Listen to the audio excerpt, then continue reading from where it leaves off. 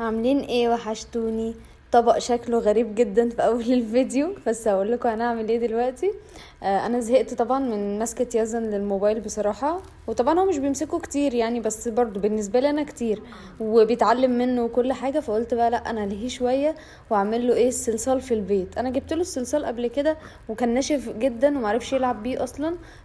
فقلت بقى اعمل له الصلصال في البيت وصحي جدا. عملته لكم قبل كده بس الطريقة دي احسن، يعني الطريقة دي اسهل من اللي انا عملتها قبل كده، وكمان صحية. وحتى لو حطها في بقه عادي وكل الكلام ده عادي، ويزن كبر اصلا على انه يحط الحاجة في بقه.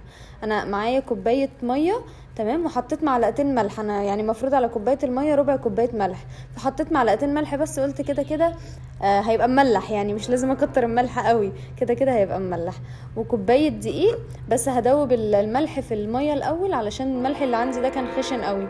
معلش يا جماعة الدوشة اللي بره دي، ولا يشغلكوا، ساكنة جنب القطر يعني. سبت المنيا كلها وجيت سكنت جنب القطر على طول. فده القطر معدي عادي جدا.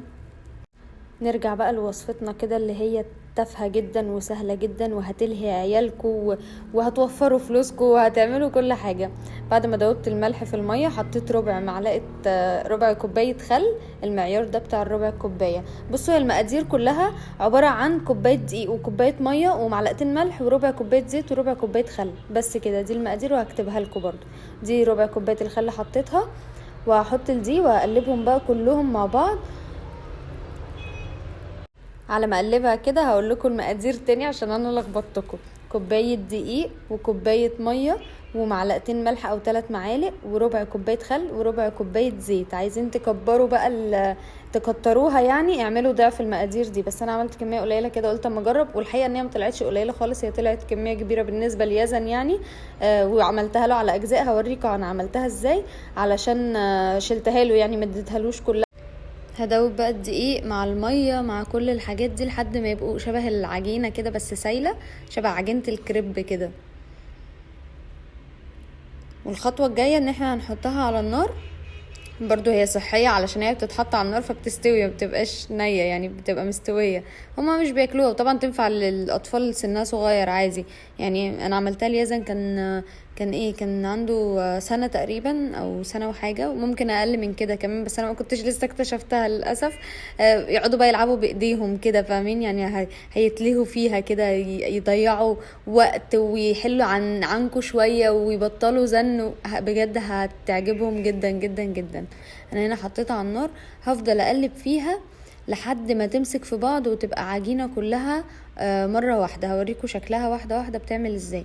تبدأ تكتل كده، ما تقلقوش عادي جدا، نفضل نقلب فيها برضو واحدة واحدة هتلم. ما تحطوش ولا زي هي فيها زيت ولا زيت ولا اي حاجه، هي على النار زي ما هي كده، ونفضل نقلب فيها. بصوا واحده واحده بدات تعمل ازاي، بقت شبه سد الحنك. اصلا انا بحب سد الحنك جدا يا جماعه. عارفه انا بقول معلومات عشوائيه. بس انا بحب سد الحنك، او هي كانت شبه سد الحنك جدا.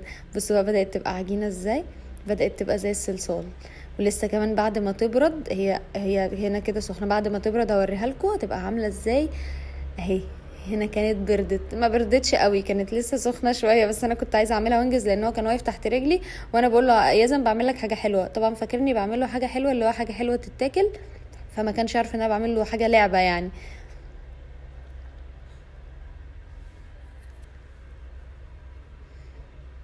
كنت بحاول امسكها كده وهي سخنه، فايه يعني حاولت اهديها شويه. بصوا بقى عامله ازاي. صلصال ده ولا مش صلصال؟ انا رحت جبت له صلصال والله صغير جدا، مش عارفه كان ب50 جنيه، وناشف ناشف قوي قوي قوي، وحش جدا، ملوش اي 30 لازمه. فدي بالنسبه لي كانت احسن بكتير. بصوا اصلا كبيره ازاي. انتوا كميه كانت كوبايه دقيق وعامله كميه دقيق كبيره جدا يعني. انتوا لو عندكم كذا طفل ده دي كفايه قوي قوي قوي. شيلوها بقى في التلاجة، ما تدوه يعني، ما تدوهاش لابنكوا على طول او لبنتكوا يعني. انا بقى هقسمها واحط فيها الالوان اللي هي بتاعه الاكل دي، عشان برضو ايه ما احطش يعني، اكيد مش هحط الوان ميه. الوان الاكل دي عشان نكمل ان هي تبقى صحيه بقى كلها مره واحده. قسمتها، هحط انا ما عنديش غير لونين، احمر واصفر، فقسمت القطعتين، وباقي القطعه الكبيره دي شلتها في التلاجة على طول. قلت بقى لما دول يخلصوا هبقى اطلع له التانية دي كده لما يبقى زهقان، ومش كلهم ورا بعض يعني، مش كل يوم. الحتة اللي هيلعب بيها برضو لما يخلص لعبة هشيلها. بصوا ده اللون الاحمر، اللون ده قوي جدا جدا جدا يعني بجد، هو نقطة منه واحدة كفاية. بس ده البودر، انا مش جايبة اللي هو الجل ده البودر. هحط ايه حبة صغيرين. الفيديو مش راضي يكمل، كل شويه تجيلي مكالمه يقطع الفويس وانا بسجل. هحط شويه صغيرين وهبدا بقى ان انا اعجنها بحيث ان اللون كله يوصل للعجينه كلها. هتشوفوا شكلها عامل ازاي. اصلا عايزه اقول لكم ان وانا بعجنها انا نفسي عايزه العب بيها يعني. العجينه طريه قوي وجميله قوي. انا قعدت العب معاه بعدها يعني، بعد ما خلصت واديتها له انا قعدت العب معاه عشان بحب الحاجات دي قوي. بس اللون بقى بدأ يبدأ يدخل كده مع بعض واحدة واحدة. وهوريها لكم بعد اصلا ما تاخد اللون كله شكلها هيبقى عامل ازاي. والله ما هيصدقوا ان انتوا عاملينها في البيت يعني، مش هيصدقها، هيصدقوا ان ده صلصال جايبينه من بره عادي. بس عجينه ناعمه حلوه قوي قوي. هي بتهدي الاعصاب اصلا يعني. وانا بعملها كانت بتهدي الاعصاب كده. محتاجين احنا نعملها ككبار علشان ما نفقدش اعصابنا، نقعد ندوس عليها كل شويه كده. هنا كان خلاص اللون كله بقى في العجينه. بصوا شايفين بقى شكله صلصال حقيقي. ما بنضحكش على العيال، احنا مش كدابين. ولا بتتشقق بقى ولا هتفرول منهم ولا اي حاجه.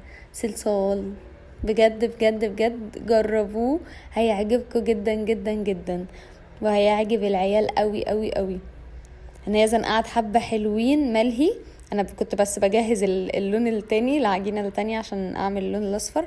عايزه اقول لكم يزن اتلهى فيه قوي. قعد يلعب بتاع ساعه تقريبا او حاجه كده.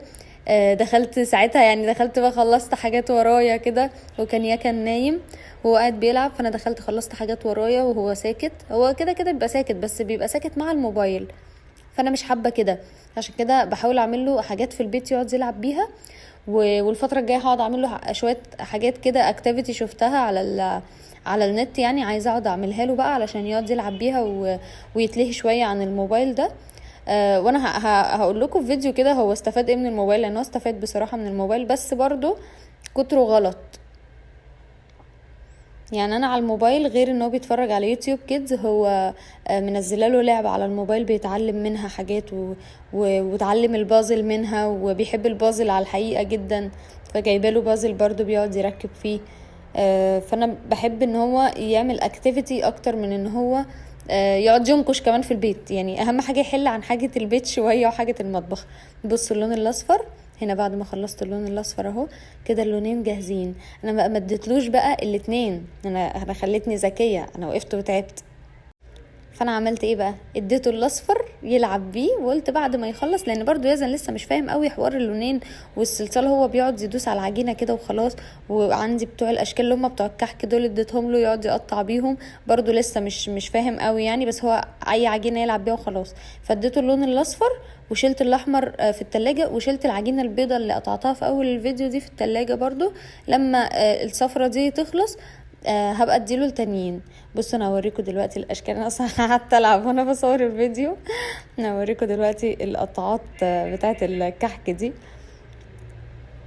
كنت عماله بجرب بيها يعني عشان لما اديها له هيعمل ايه. هي دي بتاعه الكحك، هي بايظه اصلا، فعملت شكل الوردة دي، وعندي واحدة تانية قلب، وعندي الاشكال اصلا بتاعه الصلصال اللي انا كنت جايبهوله قعد يلعب بيها برضو، بس برضو مش معرفش ان هو يفرغ الشكل من العجينه يعني، فكان بيقعد يلعب بيها وخلاص. بعد بقى ما خلص لعب بالعجينه الصفرة دي، عايزه اقول لكم ان انا لميتها وشلتها برضو في التلاجة يعني، هي ما باظتش. بس اهم حاجه ما تسيبوهاش بس تنشف بره يعني، ما تسيبوهاش كتير بره بعد ما يخلصوا لعب. بصوا بقى الورده بعد ما قطعتها، شايفين شكلها؟ قولوا لي بقى ايه رايكم في الكومنتات، وجربوها وهتدعوا لي يعني، بجد جربوها كده هتدعوا لي، وهتلعبوا مع عيالكم اصلا، لان هي حلوه قوي، هي العجينه نفسها حلوه جدا، لا تخليكم عايزين تلعبوا. بس كده انا كده يعني، يا رب يكون الفيديو عجبكم، واول ما تجربوها اكتبوا لي على طول جربتوها وايه رايكم فيها، وهستنى رايكم. اشوفكم في فيديو جاي على خير، باي باي.